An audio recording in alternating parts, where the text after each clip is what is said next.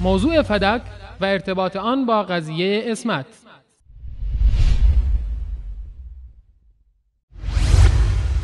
اما مسلمه که امیرالمومنین فاطمه زهرا و حسنین جزء آیه تطهیرن.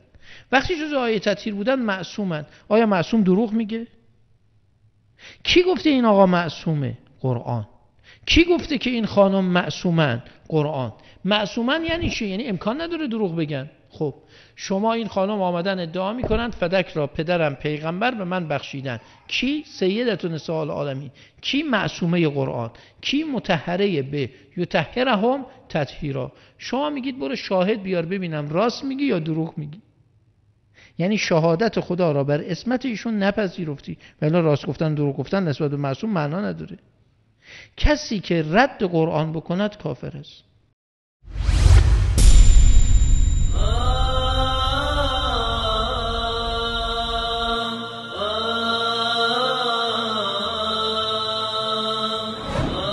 جناب حجت الاسلام، چه کسی به شما گفته که تطهیر به معنی عصمت است؟ اولا در آیه 33 سوره احزاب الله متعال دستوراتی به اهل بیت می‌دهد و می‌گوید الله می‌خواهد با رعایت کردن این مسائل شما از آلودگی‌ها پاک شوید. ثانیاً این آیه در مورد همسران رسول الله صلی الله علیه و آله و سلم نازل شده است. الله متعال در ابتدای این آیه به همسران پیامبر خطاب نموده می‌فرماید ای زنان پیامبر، در خانه‌هایتان بنشینید و نماز برپا دارید و زکات پرداخت کنید و از الله و پیامبرش پیروی کنید، چرا که الله می‌خواهد پلیدی را از شما دور کرده شما را پاک و مطهر سازد. یعنی مخاطبین اصلی این آیه زنان پیامبر هستند، ولی رسول اکرم صلی الله علیه و آله و سلم در حق علی و حسنین و فاطمه رضی الله عنهم نیز دعا نمودند که مشمول این آیه شوند. اگر شما بر اساس این آیه فاطمه و علی و حسنین رضی الله عنهم را معصوم می‌دانید، پس باید همه همسران پیامبر صلی الله علیه و آله و سلم را نیز معصوم بدانید.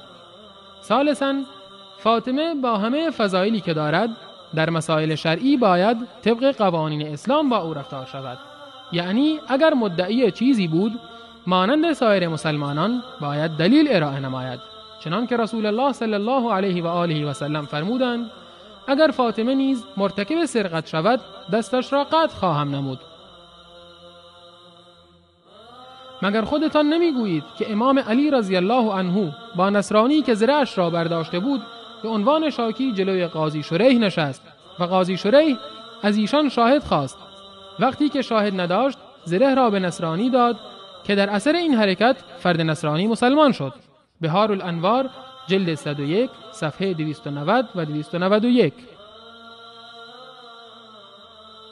و در روایتی دیگری آمده که قاضی شریح شهادت حسنین رضی الله عنهما را نپذیرفت که در اثر آن شخصی یهودی که خصم امام علی رضی الله عنه بود مسلمان شد.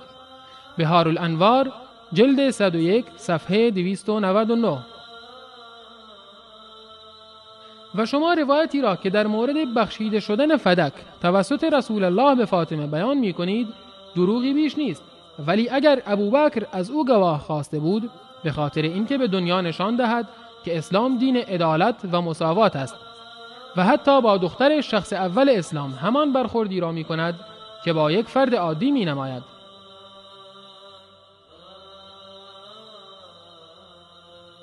شما اگر اندکی خرد داشتید این را از فضایل ابوبکر می شمردید، نه از معایب او. علاوه بر اینها گاهی می گویید فاطمه رضی الله عنها ادعای ارث کرد و گاهی می گویید ادعای مالکیت نمود و گفت پدرم آن را به من بخشیده است. فکر نمی کنید که دچار تناقض و سردرگمی شده اید؟